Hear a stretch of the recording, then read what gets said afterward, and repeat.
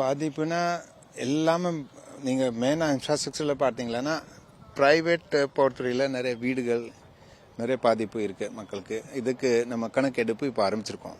ஒரு நேத்தில இருந்த ஒவ்வொரு துறை வாரியாக மற்ற மாவட்டங்கள்ல இருந்த நம்ம ஸ்டாஃபை மொபிலைஸ் பண்ணி வருவாய்த்துறை, கால்நடைத்துறை, வேளாண்மை துறை போன்ற அனைத்து துறைகள் போன்ற ஒவ்வொரு ஃபிர்கால 2 அல்லது 3 குழுக்கள் போட்டு அந்த கணக்கெடுப்பு எடுத்திருக்காங்க. இதுவரைக்கும் நம்ம ரிப்போர்ட் ஆயிருக்கிறதுல மெயினாக நிறைய வீடுக்கு கொஞ்சம் நிறைய டேமேஜஸ் இருக்கு, கால்நடை அது டேமேஜஸ் இருக்கு, கோழிகள் நிறைய இது இருக்கு. ஸோ இந்த மாதிரி இந்த பிரைவேட் ப்ராப்பர்ட்டிக்கும் நிறைய லாஸ் இருக்கு. ஸோ அதை கணக்கெடுப்பு எடுத்த பிறகு தான் நம்ம ஒரு கரெக்டாக எவ்வளோ ஆயிடுச்சுன்னா தெரியும். அப்புறம் பப்ளிக் இன்ஃப்ராஸ்ட்ரக்சர், சாலைகள், ஏரிகள், அந்த பவர் சப்ளையில் நம்ம டவர்ஸ், அதே மாதிரி அந்த கூட்டு குடிநீர் திட்டங்களோட ஹெட்வொர்க்ஸ், இந்த மாதிரி ஏகப்பட்ட டேமேஜஸ் இருக்கு. ஆனால் அது நம்ம மெயின் ஃபோக்கஸ் உடனடியாக அது டெம்பரரி ரெஸ்டோரேஷன் பண்ணுவோம். இப்போ நம்ம நிற்கிறோம் இந்த சாலையில், இதில் எப்படி டெம்பரரியாக ரெஸ்டோர் பண்ணியிருக்கோம். ஸோ முதல்ல நம்ம டெம்பரரியாக ரெஸ்டோர் பண்ணிட்டு அந்த சர்வீசேஜ் ஆரம்பிக்கணும். உதாரணமாக சாலை பொறுத்தவரையில் போக்குவரத்து ஆரம்பிக்கணும், குடிநீர் பொறுத்தவரையில் டெம்பரரியாக பைப் லைன் ரெஸ்டோர் பண்ணி வாட்டர் சப்ளை ரெஸ்டோர் பண்ணும். அதே மாதிரி மற்ற சேவைகள் போர்க்கால அடிப்படையில் நம்ம பண்ணிட்டு இருக்கோம்.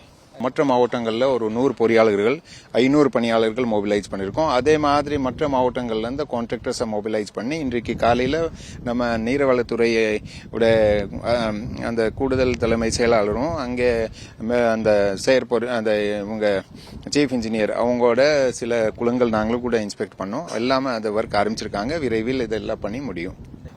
ரொம்ப ஜாஸ்தி பாதிக்கப்பட்ட பகுதியில் அது ஒவ்வொருத்தருக்கு 6000 ரூபாய் அனௌன்ஸ் பண்ணியிருக்காங்க. அதே மாதிரி எங்கே பாதிப்பு ஜாஸ்தி இல்லை அந்த பகுதிக்கு ஒவ்வொருத்தருக்கு ரேஷன் கார்டு வாரியாக ஒரு 1000 ரூபாய் ஒரு குடும்பத்துக்கு அனௌன்ஸ் பண்ணியிருக்காங்க. அதே மாதிரி மற்ற நஷ்டீடு, பயிருக்கு வீடு டேமேஜ் ஆயிடுச்சு அதுக்கு அது எல்லாமே. ஸோ அதை கணக்கெடுப்பு எடுத்த பிறகு அது அத்தனை வழங்கப்படும். அதாவது மொத்தமாக அந்த நமக்கு வந்த இப்போ ரிப்போர்ட்ஸ் படி மொத்தமாக இந்த தென் மாவட்டங்களில் இந்த மலையில் 35 டேட்ஸ் ரிப்போர்ட் ஆயிடுச்சு. அதில் 22 தூத்துக்குடி மாவட்டத்திலும் 13 திருநெல்வேலி மாவட்டத்திலும் ரிப்போர்ட் ஆயிருக்கு.